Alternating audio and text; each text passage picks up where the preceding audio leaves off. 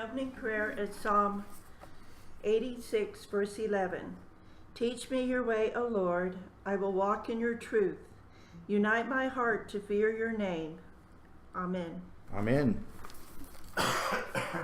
Good evening, Chag Sameach. We're now entering into we've finished the four days of the festival, and we're into the day number 5 of this festival. And so we hope that it's going well wherever you're listening.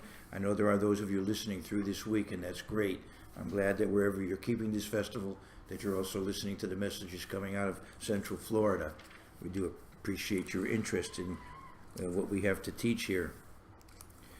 There's a story about an evangelist who would travel from city to city, and he stopped because he was looking for a post office. He wanted to mail a package. He saw a little boy standing on the corner there near where the post office was supposed to be.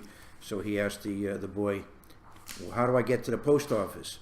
And he said, well, you just go 2 blocks, take a left, and you'll be able to find the post office. And the boy said, you look familiar. I think I've seen your picture on posters around here. And the man said, yes, I'm an evangelist, and I did advertise ahead of time I was coming to town, and you ought to come and listen to me, and I'll tell you how to get to heaven. And the boy said, you're going to tell me how to get to heaven? You can't even find your way to the post office. I would like to talk today about I'm calling this talk the Autumnal Scroll. I decided I'd give it a somewhat cryptic title. I'm calling this talk the Autumnal Scroll. Actually, it's rather simple. There are 5 festival scrolls. The scroll for this time of the year is the book of Ecclesiastes, the book of Kohelet, and it normally would be read in the synagogues on the Sabbath during the Festival of Tabernacles, on the weekly Sabbath, or if the first day is a Sabbath, it would be read then on the 8th day of Sacred Assembly, which would be a Sabbath. If the first day of the festival is a Sabbath, then the 8th day of Sacred Assembly would be a Sabbath. So it would be either read during the festival on a Sabbath or on the 8th day on the Sabbath. But because we're going to be attending a service on the Sabbath, we're combining with a local congregation here, and I'm not going to be preaching then. I decided I would go ahead and talk about Ecclesiastes today. Now, the reason why you want to read Ecclesiastes on the Sabbath during the Festival of Tabernacles rather than on the first day is because you want to give people a chance to experience the festival, to have some experience of the wining and the dining and what goes on at the festival, to get the point that that's not really what it's all about. Yes, you enjoy it, but the festival, as I brought out the first night, or tried to, the ultimate purpose of the festival is the spiritual side. But we need to experience some of that physical side to get that point across. I want to go first to the book of James. It's a very powerful book, a lot of wisdom in the book of James. In fact, I used quite a bit of it last night talking about Christian communication. And in the book of James, it talks about how life comes and goes. If you think about human history, the thousands of years of human history, what is a human lifespan? Not really very much. And in James 4 and verse 14, I'm going to go to verse 13 of James 4. Come now, you who say, today or tomorrow we will go to such and such a city, spend a year there, buy and sell and make a profit. We make these plans, elaborate plans, and yet they could all go up in smoke. And that's really what the next verse says. Whereas you do not know what will happen tomorrow. We don't know really what's going to happen tomorrow, as we know. For what is your life? It is even a vapor that appears for a little time and then vanishes away. So that being the case, we want to make some value out of this life. We want the life to count for something. And we understand that if we understand God's plan, it counts for an infinite amount. But we have to understand that and appreciate it. In the little time that we have, make the best use of it. And the book of Ecclesiastes has a lot to say about that matter. It's a book that I love. There's profound lessons in it. It's called Kohelet, the convener, the assembler, the one who gathers together the congregation. So it's normally translated in many translations, the preacher. and in the Greek translation, and then later on into Latin, Ecclesiastes. So it's a book for the congregation. It's at a time when people have gathered together. In this case, for the autumn festival season, that's the time traditionally when it's read in public. I want to begin the talk by going to some basic principles as introduction.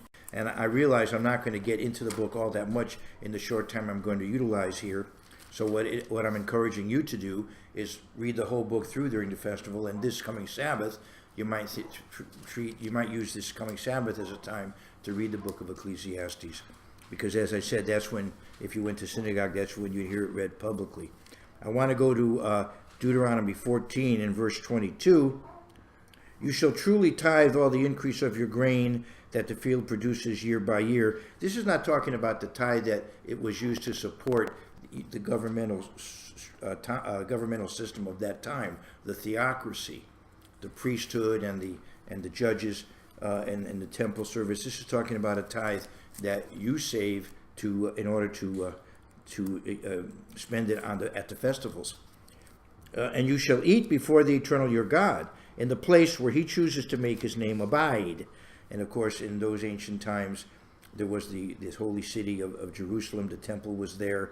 I also believe that very likely the Levitical cities were utilized. There were 48 Levitical cities, and 13 of them were priestly cities around Jerusalem, but there were 35 others in various parts of the country. And I suspect that those who couldn't go to Jerusalem perhaps went to one of those other Levitical cities and perhaps observed the festival there. That's speculation on my part. And you shall eat before the eternal your God in the place where he chooses to make his name abide, the tithe of your grain and your new wine and your oil, of the firstborn of your herds and your flocks. Why? Not just so that you'll enjoy the meal, but you're getting together in a special place and eating together with other people who of like mind, like belief and practice, and you're eating together with priests and Levites who hopefully have something to tell you, worthwhile, worth listening to. What does it say? Why are you celebrating? That you may learn to fear the eternal your God always. So we get together and we enjoy the festival, and we're also learning in the process. In fact, the main point of it is to learn to fear your God always. And he goes on to say, but if the journey is too long for you so that you are not able to carry the tithe, or if the place where the eternal your God chooses to put his name is too far from you, when the eternal your God has blessed you, then you shall exchange it for money. So obviously you can't bring everything with you as a farmer, so you sell it and then you use the money to buy whatever you want to buy when you get there. Then you shall exchange it for money, take the money in your hand and go to the place which the eternal your God chooses. In verse 26, and you shall spend that money for whatever your heart desires, for oxen or sheep or wine, or for wine or similar drink, for whatever your heart desires. You shall eat there before the eternal your God, and you shall rejoice, you and your household. And if you slaughter an animal for food, its skin can be utilized, its bones can be utilized. So there are other things you could spend money on, not just food, I would say. Of course, you have your lodging to consider, you have your travel expenses to consider, and other things. So you don't have to think that the money that you save should be spent only on food. If you think the matter through, as I said, if you slaughter an animal, the animal is used for other things other than to be eaten. For example, parchment, to write on comes from an animal. Verse 27, you shall not forsake the Levite who is within your gates, for he has no part nor inheritance with you. So when you're enjoying the festival, remember the ministry, the hosts, they're hosting the festival for you. I like to go to Deuteronomy 16. It is intended to be an enjoyable time. We are supposed to enjoy ourselves. I understand that some people take life very seriously, and that's good. But every once in a while, you should let your hair down and have a good time, within God's law, of course. Verse 14, and you shall rejoice. So we're commanded to have a good time. Now, you do the best you can. There may be some times when there's tragic events that occur, but under normal circumstances, this is an enjoyable time. And you shall rejoice in your feast, you and your son and your daughter, your male servant and your female servant, and the Levite, the stranger and the fatherless and the widow who are within your gates. So obviously people who are less able to enjoy the occasion. We help them. Those of us who have enough to enjoy the occasion are going to share with others so they can enjoy it. 7 days you shall keep a sacred feast to the eternal your God in the place which the eternal chooses, because the eternal your God will bless you in all your produce and in all the work of your hands, so that you surely rejoice. So you see the emphasis on enjoying the festival. And that is why, as I said, the Hebrew-speaking world calls this season Zaman Simchatenu. It's the time of our joy, season of our joy. But we also see the point of the rejoicing is rejoicing in the knowledge of God's plan, rejoicing in the relationship that we have with God. What a source of joy that is. And that really is emphasized at a time when we're coming together, having services every day, and we're with people who as I said, are of like mind, like belief and practice, so we're reinforcing each other in that regard. So we're, in effect, recharging our spiritual batteries. And so the book of Ecclesiastes is a very relevant book to read at that time of the year. It's possible to be moral without being spiritual. The Greek philosopher Socrates is supposed to have said, the unexamined life is not worth living.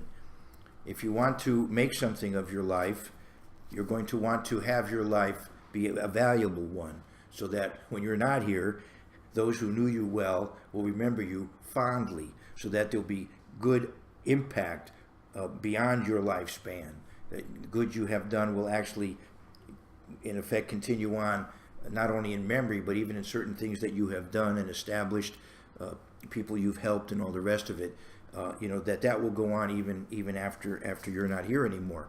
And also that the human race as a whole will be advancing towards a better and better quality of life and a better and better quality of people because of the contribution you have made. But fortunately, there is more to life than that. In fact, there is a supreme being. In fact, we are going to be accountable to that supreme being. In fact, there is a life beyond the physical. And so we can be very encouraged in that regard, that not only can we have a meaningful life, but the life that we live can ultimately be a part of our entering into immortal life as children of God. So the book of Ecclesiastes can be read on one level just as an exhortation to make something of your life, but beyond that, if you put the whole book together, it shows us that in fact there is an accountability to a supreme being. There is a spirit world. There is a world beyond the physical. And ultimately that's where the action is. So I go to this book now and I want to just quote some highlights from the book. And as I said, hopefully it will tease you into wanting to read the entire book. And the book is organized very systematically. Very numerically, and I've talked about that in other years, and someday we'll talk about it again, but it's not going to be my point today. But in one sense, the book is in two parts, 111 verses each, so you have 222 altogether. From another point of view, the book is also in two parts, 216 verses, and then an addendum of 6 verses. And you may remember that in the Bible, in terms of numerics, 6 is the number of human beings. Human beings were created on the 6th day of creation. And this is something that my family knows. But when people ask, when was Adam created? A little before Eve. All right, anyway. But the human beings were created on the 6th day of creation. And so the 6, in a sense, is the number of man, as Revelation 13 says. And so the book of Ecclesiastes, which is talking about the very purpose of human beings, what is it to be a real human, it has that 6 verses at the end to summarize that point. But as I said, I don't want to get into the numerics today so much as just to get into the content of the book and some highlights. But it does begin by telling us that really, if life is futile ultimately, we're here and we live a certain amount of time and we die. I remember something I used to see all the time, because there was a barber in Pasadena, and when I went to get my hair cut, he had a poster on the wall, and it said this: take a container of water, stick your fist inside, shake it around. Now take it out. So while that fist is in the water and you're shaking it around, you're making an impact. But then you take out your fist and everything is the way it was. That's pretty much the way your life's going to be.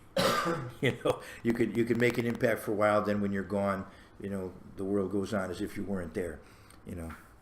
And that's what we begin with here. The words of the preacher, the son of David, king in Jerusalem. So these are the words of Solomon, who saw it all, did it all, had it all, and realized that it was just all puff, vanity, hevel havalim, just a puff, just vain, empty. The words of the preacher, the son of David, king in Jerusalem. Vanity of vanities, says the preacher. Vanity of vanity, vanity of vanities, all is vanity. In the second chapter, that's like a summary of the whole story of the book. That would be what life would be if you were not living an ethical life. An unethical life is just really a waste. It's a waste of time.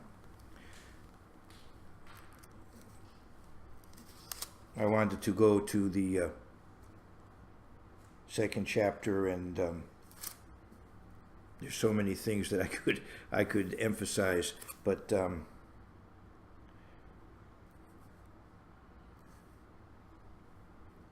let's just go to verse 14. My eye falls on that. The wise man's eyes are in his head, but the fool walks in darkness. So if you don't really understand what life is all about, it's like you're spiritually blind, and so you're walking, as it says, in darkness. Yet I myself perceive that the same event happens to them all. Ultimately, we're all mortal. We all die. And so that's a kind of a great leveler for everybody. But then when then we look back on our life, and what's important is the character we have built while we were here. And then our life really has as I said, our life really has a meaning. All of us are mortal. All of us are going to ultimately die. But those who die in the faith have then to look forward to immortal life. In chapter 3, we see that the way the world goes, to everything there is a season and a time for every purpose under heaven. And we have then 28 items here, 7 times 4, the cycle of the world. The world is looked on in numerically in terms of 4, the 4 corners of the earth, and we have the 4 seasons and so on, and 28, 7 times 4, 28. And the moon goes through phases, and life goes through phases. This particular chapter has had a very big impact culturally because it really is such beautiful material and is very powerful material. John Kennedy, who was assassinated back in 1963, this was one of his favorite biblical passages. It was read at his funeral, and around that time, Pete Seeger, who has recently died, he lived a long time, but in the 60s he was a very famous folk singer. He wrote a song to Ecclesiastes 3, even though he was a radical leftist. By the way, in those days, the left used the Bible very heavily. Civil rights movement used the Bible very heavily. But Pete Seeger wrote a song to Ecclesiastes 3, which later on became a rock and roll hit by a group called the Byrds. And you probably have heard it. So it's a passage that a lot of people are familiar with. And as it concludes, it says there's a time to love and a time to hate. We're not to hate people, but there are ideas and practices that we ought to hate, because they're self-destructive, because they hurt. They hurt those who do them, they hurt others. And it says a time of war and a time of peace. We as Christians do not participate in war, but there is coming a time when Christ will intervene in world affairs and will in fact wage war on the incorrigibles, on the tyrants and oppressors of the world. And we very likely, in the millennium, as resurrected saints, as spirit beings, will have the opportunity to literally overpower great nations and discipline them. I realize that you wouldn't want to give us that power now. It'd be pretty scary to give us that kind of power now. But at that time, we'll be capable of exercising that power if we remain righteous in this life at that time we'll have the capacity to do such as that. I want to go to Psalm 149. Psalm 149, which being the fourth psalm in the of the final five, is really a psalm for this season of the year. It ties in with the autumn festival season, this particular psalm. And I want to go to verse 6. Well, I'll go to verse 5. Let the saints be joyful in glory. Let them sing aloud on their beds. So, in other words, you could say that even now, metaphorically, even though they're not alive, but metaphorically, they're looking forward to being resurrected and ruling and rejoicing. Let the high praises of God be in their mouth and a two-edged sword in their hand. Oh, that's not now, but that's in the future as spirit beings. Let the high praises of God be in their mouth and a two-edged sword in their hand, to execute vengeance on the nations and punishment on the peoples, to bind their kings with chains. Finally, the oppressors and tyrants are going to be bound. They're going to be the ones in chains rather than their people. To bind their kings with chains and their nobles with fetters of iron. To execute on them the written judgment. To actually execute judgment on these rulers. Let's look at what it says. This honor have all his saints. Hallelujah. Praise you, the eternal. So the saints of God in that time will be resurrected spirit beings and will have the power to finally judge these tyrants and oppressors and deal with them as they should be dealt with. That's not for us now, of course, but for that time. I want to go now to the 4th chapter of Ecclesiastes and the importance of others. You got here because of others, right?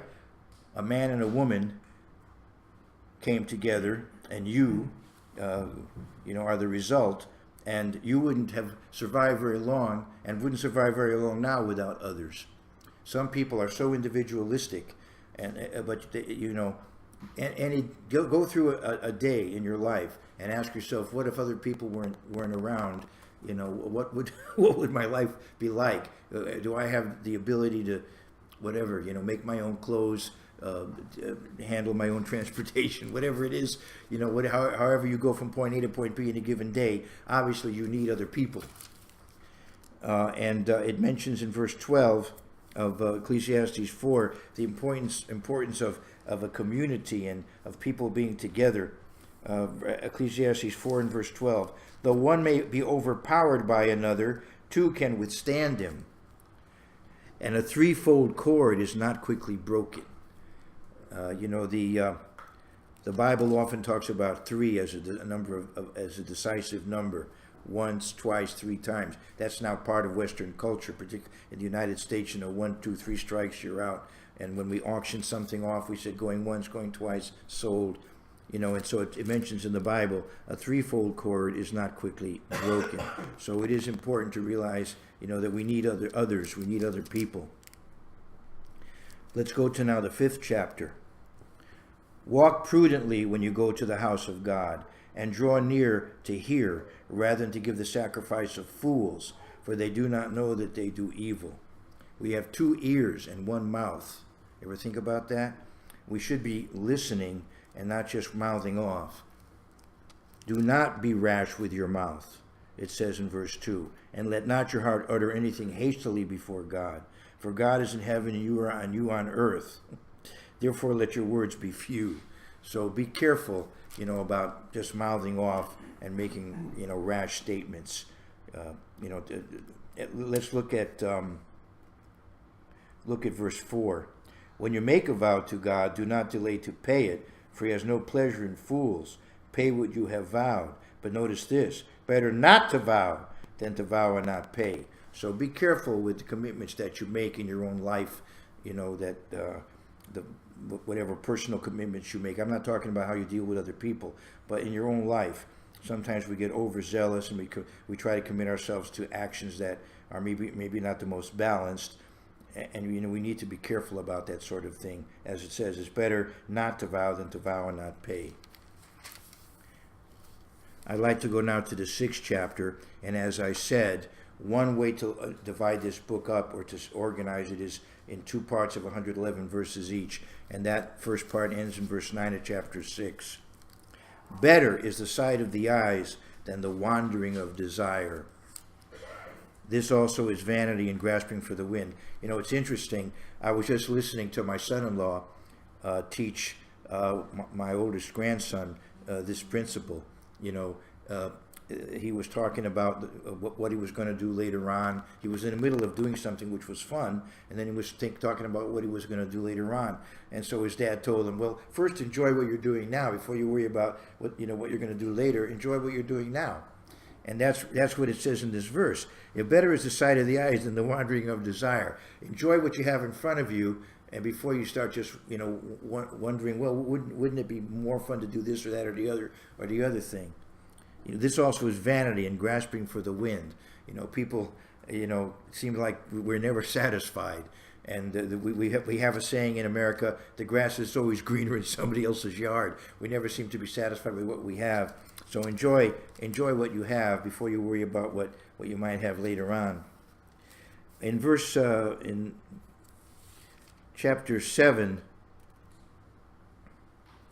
look at verse 10. Let's go to verse 9 if you don't mind. It's do not hasten in your spirit to be angry, for anger rests in the bosom of fools. I talked about that last night in terms of harsh words and being offensive in your speech. You don't want to be that way. You want to control your temper. People do often things in anger that obviously they regret later, things that hurt others and hurt them. So it says, do not hasten in your spirit to be angry, for anger rests in the bosom of fools. We have, of course, nowadays in America what we call road rage, where people, in driving particularly, it's interesting. Years ago, Walt Disney, of course, you can't help but talk about Disney when you're in Orlando. Years ago, Walt Disney had this animated feature about Mr. Walker and Mr. Driver and Mr. Wheeler and Mr. Walker. And when he walks down the road, he's normal. He gets in the car, he's like hysterical when he gets behind the wheel. And some people seem to be like that.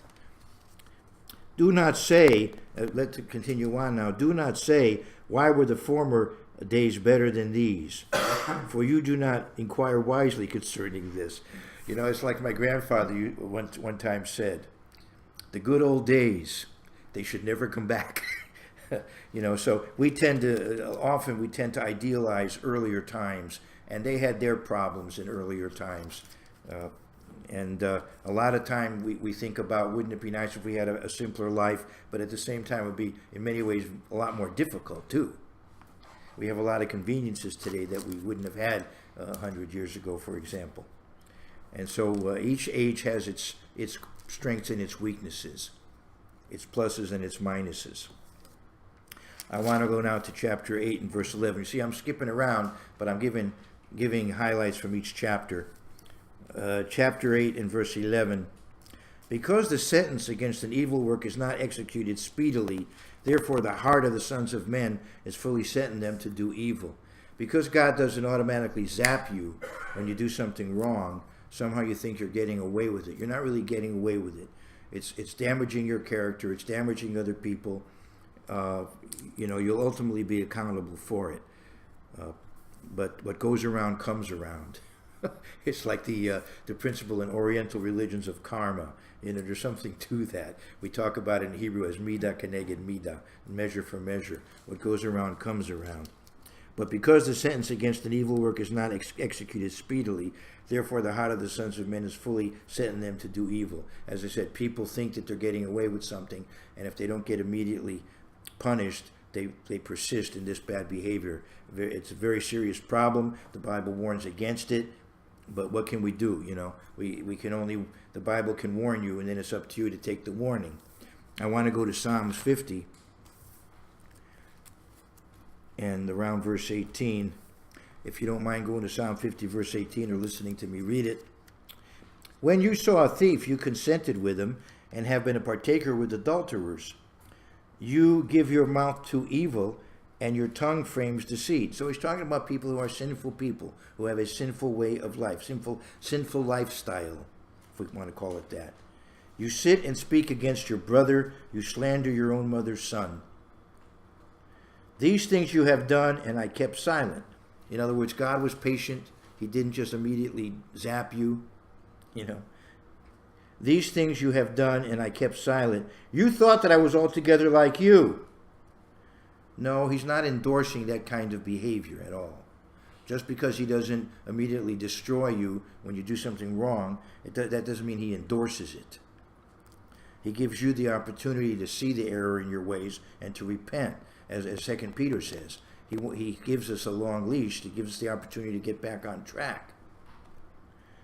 These things you have done, and I kept silent. You thought that I was altogether like you, but I will rebuke you and set them in order before your eyes. So ultimately, we are accountable. We have written a record. We're accountable for it, and we can repent, and we understand that through Jesus Christ we can be forgiven, which is wonderful. There's a bumper sticker that I used to see once in a while. Christians aren't perfect, just forgiven. Well, that was a wonderful thought. So a lot of times in society, and this is an important principle, justice, there's a statement we have in America in the English language, justice deferred is justice denied. If you go on and on and on, and the matter's not rectified, even if it finally is, but all that time went by and the matter wasn't resolved. So justice deferred in that sense is justice denied. And frankly, right now in America, we do have a problem that many times very serious crimes are committed, and the sentences are either are long in coming, and sometimes are not really commensurate with the crime either. And so therefore we have a lot more crime than we should have. If the sentence was swift and severe, you'd have less crime. This is my view, and I think it's the biblical view. If the sentence were sure and swift, you'd have less crime.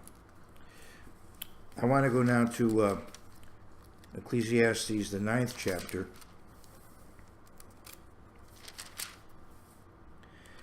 And it again talks about the fact of enjoying life and enjoying the basic things of life. There are people who are always running around, going here, going there, doing this, doing that. And the greatest joys in life are at home with your family.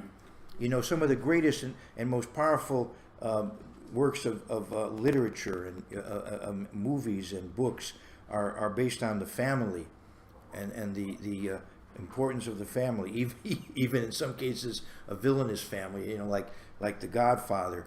But one of the reasons the Godfather series was so interesting is because it talked about the inner workings of a family.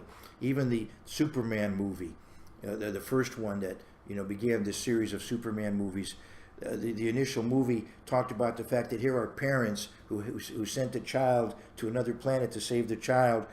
And so in doing so, of course, they perpetuated their family, but they even recorded videos ahead of time so that the child was being impacted by those parents, and they were in effect rearing the child, electronically even after their demise. And I think you can think of a lot of important works of art, as I said, stories, but that have their power because of the importance of family. And here it says in verse 7 of Ecclesiastes 9, "Go eat your bread with joy and drink your wine with a merry heart, for God has already accepted your works." So if you put in a good day's work, then, enjoy the fact that you did it. Take satisfaction in what you do, and then take time to enjoy, the fruits of it. Let your garments always be white, and let your head lack no oil. So don't feel like you've got to be a monk in a monastery in isolation, that you can't work hard and then enjoy, what you have accomplished.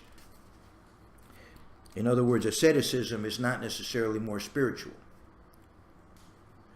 Live joyfully with a wife whom you love all the days of your life, of your vain life which he has given you under the sun.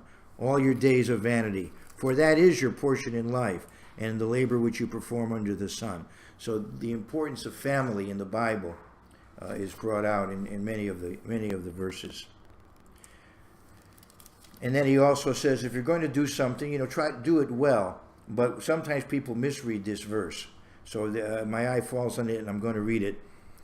Whatever your hand finds to do, do it with your might. It doesn't say all your might. It doesn't say become a workaholic, obsessed. No, you do a good job, but you don't get fanatical.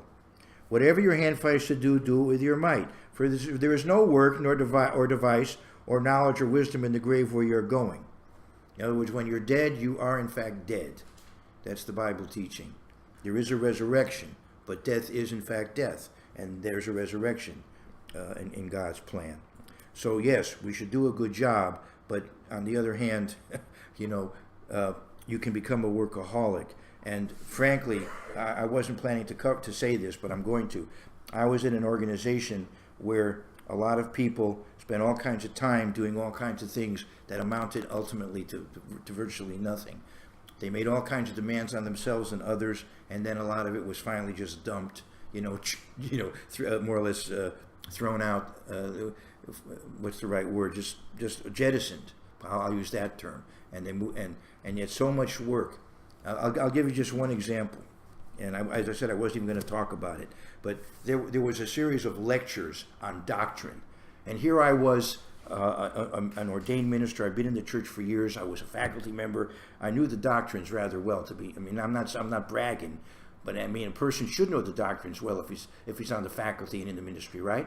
So I knew the doctrines rather well. So they were doing a series of lectures on doctrines in the church. Well, frankly, I could have given those lectures, but my boss was going to demand that I attend those lectures. Well, I had a wife and kids, and I was working during the day, and I didn't want to spend my time at these lectures. I had enough to do, and I had a family, and I didn't really want to go to these lectures, And fortunately, I was able to go over his head to an even more important person, and the guy said, "Nah, you don't have to do that."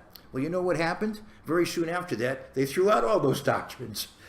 So all those people who spent all that time giving lectures and going to those lectures, very shortly afterwards, they threw all those doctrines out anyhow, for the most part. Anyway, let's go on.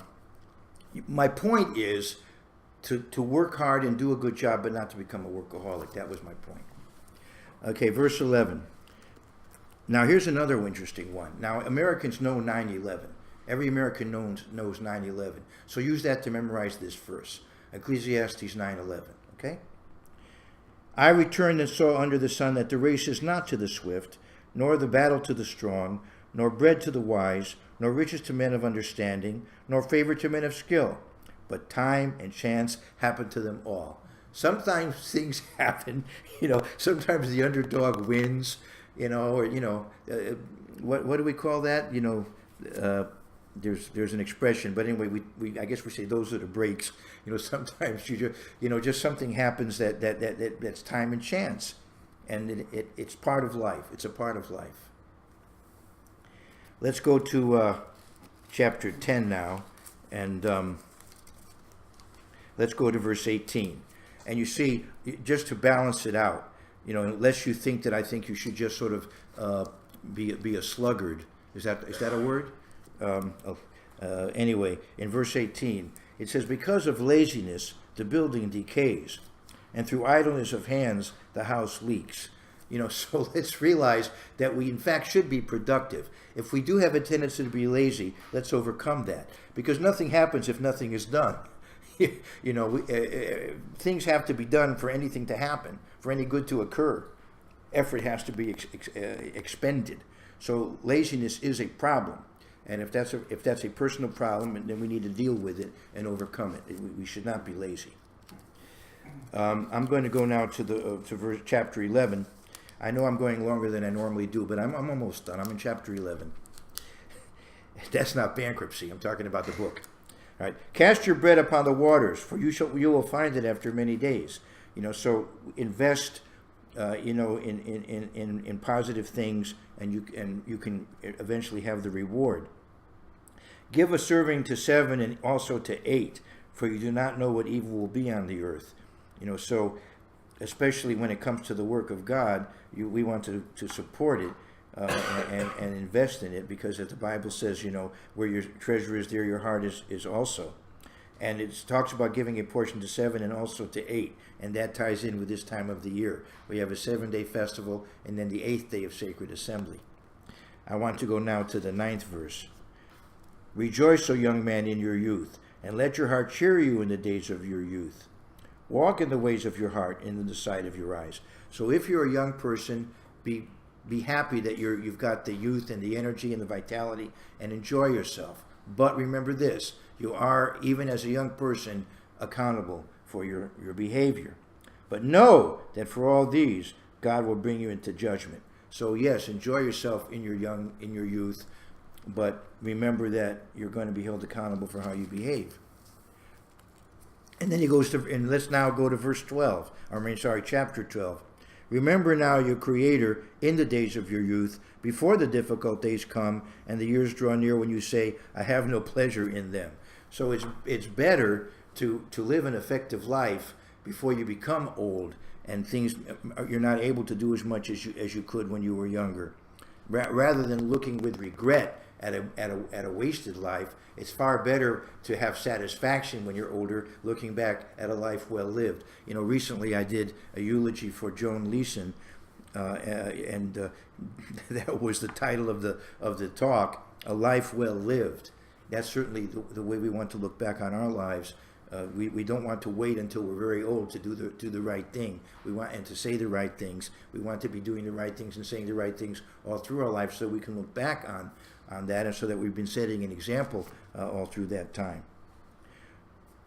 I'd like to go now to verse 11 of chapter 12. It's interesting in a book like this, when you skip over things, you want to kind of kick yourself for doing it. But as I said, the book is still going to be in the Bible when I finish talking, and it's there for you to read and to study and to pray about and to discuss. Chapter 12 and verse 11. The words of the wise are like goads, and the words of scholars are like well-driven nails, given by one shepherd. So ultimately, all the books of the Bible, and I like to look at it as 70 books, because the book of Psalms actually is 5 books. So I look at the Bible as 70 books. If you want to look at it as 66, be my guest. In another sense, there's actually 49, but that's for another day. Anyway, but there's one shepherd. That's the point. One shepherd has inspired these books. One shepherd, Jesus Christ, the Word of God. God has inspired these books. The Holy Spirit has, written these words indirectly, through people. But the Holy Spirit speaks as you read in the book of Hebrews. I'll have more to say that, hopefully, on Sunday night. And further, my son, be admonished by these. Of making books there is no end, and much study is weariness to the flesh.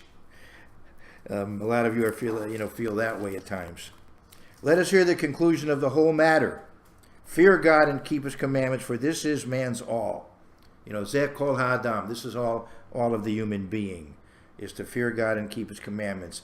Ultimately, character is what life is all about, because God wants us to be spirit. He wants us to be brothers and sisters of Jesus Christ. He wants us to be His sons and daughters. So we must build character. For God will bring every work into judgment, including every secret thing, whether good or evil. So I would like, in conclusion, to go to the writings of the Apostle Paul, a letter that he wrote to the church at Corinth, which summarizes the book of Ecclesiastes very well. Now, one scripture I could have turned to is Matthew 6:33, of course. Seek ye first the kingdom of God and His righteousness, and all these things will be added unto you. But if you've been hearing my messages, you've already heard me quote that verse earlier, so I thought I would conclude with a different one. So I want to go to 1 Corinthians 10 and verse 31 in conclusion. 1 Corinthians 10 and verse 31. Therefore, whether you eat or drink, or whatever you do all to the glory of God. Well, I thank you again. I know that there are people out there each day of the festival that are viewing these messages, and many more hopefully after the festival will do so. In the meantime, all the best to you and yours.